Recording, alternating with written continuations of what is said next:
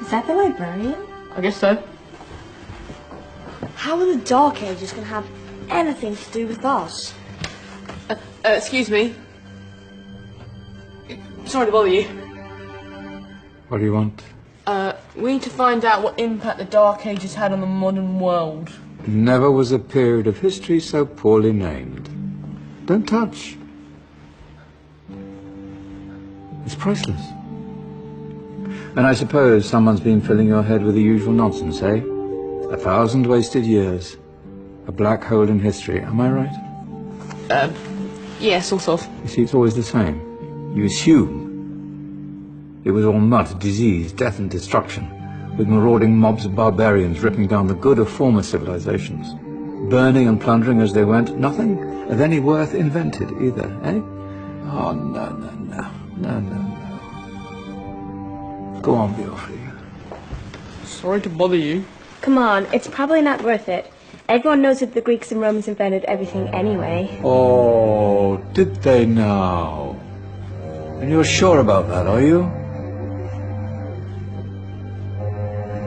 You know, I might just have something for you. You seem to be up for the task. I suppose I could... Follow me. I've got just the book for you.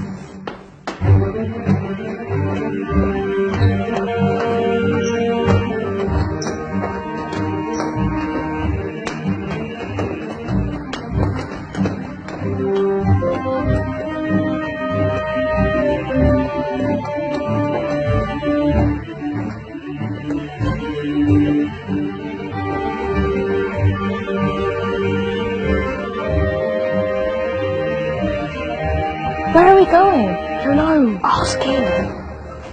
Excuse me. Where are we going? From darkness into light, my young friend. From ocean onto land. There are things you should know. Oh, yes, indeed. Yes, indeed.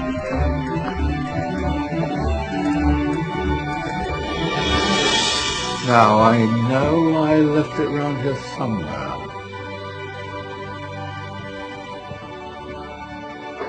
Ah, here it is. Now, take a look. If you dare.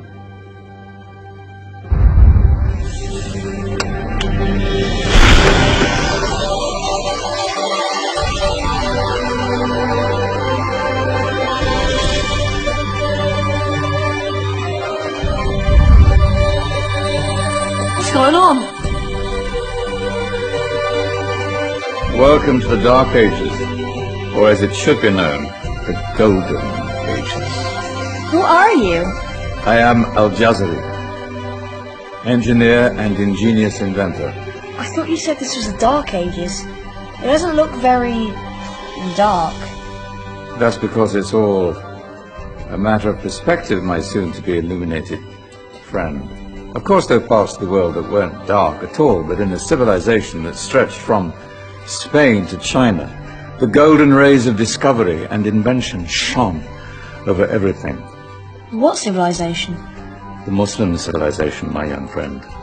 Through scholars and scientists of various faiths, some of the most important discoveries known to man were made at this time. Discoveries that drew on knowledge of the ancients, but have more connections with your modern world than you could possibly ever imagine. Like what? Well, all sorts of things. I've got to get a picture of this. I knew it was a good idea. Who are you?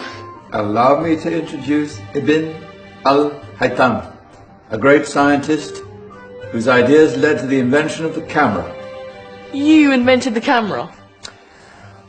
I laid the foundations for modern cameras by explaining how our eyes work. I found a way of projecting an image onto another surface through a small hole in a dark room, later called camera obscura. Think of all the things that evolved from this discovery. Cameras, cinema, all share the same principle. Cool. Look out below! Who's that? That's my good friend, Abbas ibn Farnas, who gazed up to the heavens, passionate in his belief that man could fly. Whoa. Indeed, he dared to dream about flying 1,000 years before the Wright brothers. Do you know you all take your jet-setting holidays for granted, so it only seems fair to remember Abbas ibn Farnas. Stand by. I'm ready for takeoff.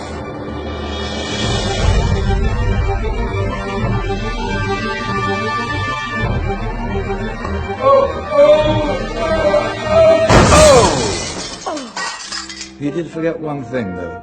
A tail, useful for landing. My back.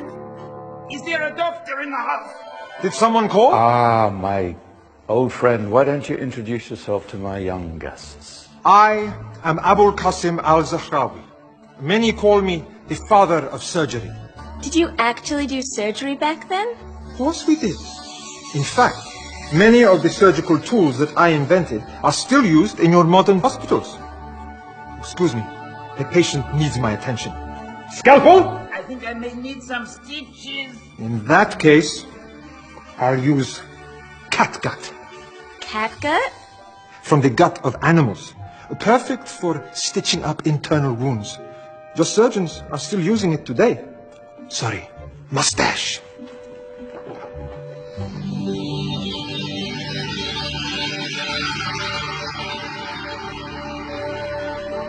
Who's she? That's Maryam al-Astrolabi, one of the many brilliant women of her time. She made sophisticated astrolabes. Astro what? Astrolabes. They show the sky and the stars on a small flat plate you can hold in your hand. Think of them as ancient calculating or timekeeping devices. Today you have your watch, your compass, satellite navigation, helping people and explorers travel the world. Science at its brilliant best. And all these things were developed during the Golden Ages. Well, that's just the tip of the iceberg. There were thousands of other inventions covering all areas of life, and in the years that followed, their influence spread across the whole of medieval Europe. So you see, it wasn't so dark after all. What about you? Me? What did you invent? Well, I don't want to be big-headed, but I made some groundbreaking advances in engineering. I suppose my most significant discovery converted rotary motion into linear motion using a crank and connecting rod. It's essential in pumps and engines. In fact, I've no idea how the Industrial Revolution could have happened hundreds of years later without such a device. Not that I ever get the credit I deserve. But my crowning glory was my amazing time-telling machine, my legendary elephant clock.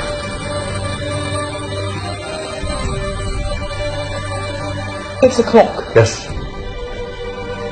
Dozens of components collected from different cultures around the world. Indian, Greek, Arabian, Egyptian, Chinese. Wow. A United Nations clock. That is pretty cool. Does it actually tell the time? Wow, yes, of course. If it wasn't for me, thousands of people would be late for everything. Speaking of time, we better get you back. And remember, spread the word. This was a golden age, and I've only shown you a tiny part of this wondrous time. There are countless other scientists and inventions directly connected to your modern world. You're just going to have to find out for yourselves.